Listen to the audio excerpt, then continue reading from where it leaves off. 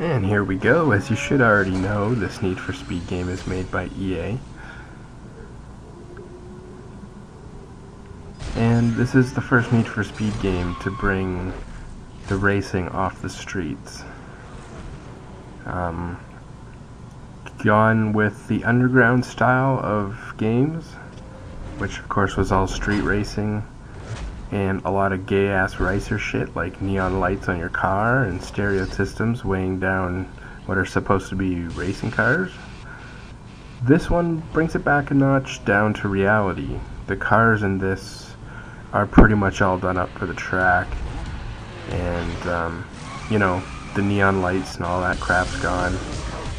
There's a lot more variety of cars in this one. As you can see here, we got Cudas and Camaros to RX-7s, RX-8s. You know, there's all the kinds of cars that people really want to use on track days and stuff are in here too. And of course there's damage, as you can see there. You know, you can get in some really serious crashes, and they got some nice damage system in this game. Now you play this game as this character, God, I can't remember his name right now. Of course, Ryan Cooper, I believe, is your character's name. And you play through this game as if you're at a track day. So as you can see here, all your competitors, I mean, there's no street racing. It's all like sanctioned tracks, and you go to different track days. And it's got pretty much all the same style racing as what Underground had. It's got your grip races, you know, your circuit races, your drifting, and drag racing. But yeah, there's a Ford Escort. So I'm very happy with what they did with this game, and I'm glad they got away from the Underground kind of style of game, and they gave us this. This is much more realistic. If you're a car guy, you're gonna like this one a lot more. If you got turned off by the Underground games, you should at least give this one a try. I mean, it's still very arcade-like, but it's much more of the kind of racing game that I was looking for. And I picked this up Christmas of last year. It came out late last year, and I finally just decided to start playing it again. So I thought I'd do a video. There we got a Camaro doing a wheelie. So I mean, right there, you know, it's a good game. Graphics are very good. As you can see here. This is the very first race. Like I said, you play through the game as a character who's trying to make it in this racing scene. And you start off with his car, which is a 240SX Nissan. And you know, eventually it gets totaled and you have to start getting new cars and stuff. And like I said, there's a lot of cars in this game to pick from, whether it's, you know, muscle cars or, you know, import cars. There's a lot of variety of cars. You see there's an old AE86, and I guess the AE86 was in Underground. There's a lot of cars from the other games, of course, but there's a lot of new cars in this one as well. So overall, there's a lot of cars to choose from. And as you can see, it's sanctioned track racing. There's that Barracuda again. And not only do the cars look good, but the people actually look really good too. Here we got a G35 coupe, all done up.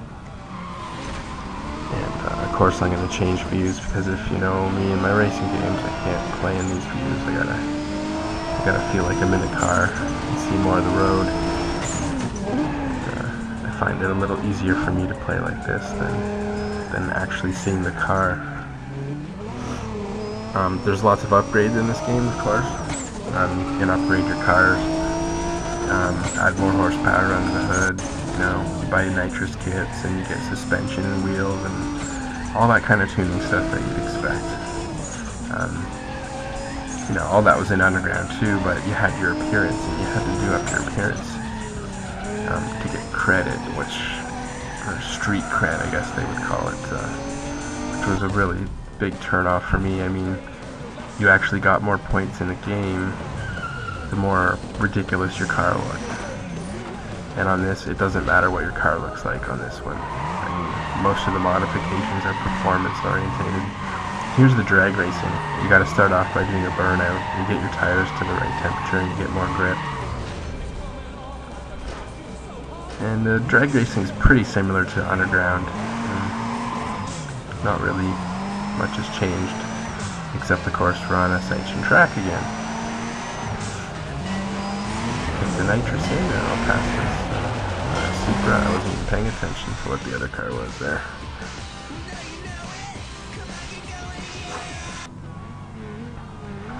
Now, I like the grip style racing. I like the circuits, and those are my favorite kind of races. But this is drifting. They've got drifting in here as well.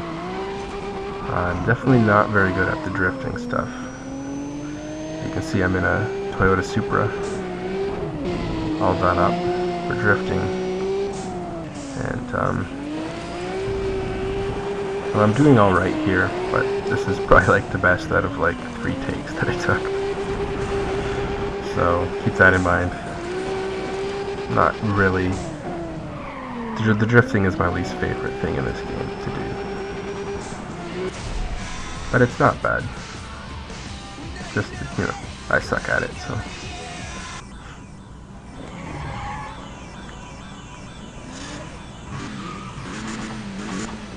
This game is of course available on the PS3 and the Xbox 360. I think it's also available on the Wii. I'm not sure how the graphics on the Wii would stand up. Obviously nothing compared to this or the 360 PS3 version. This of course is the PC version, if you didn't notice.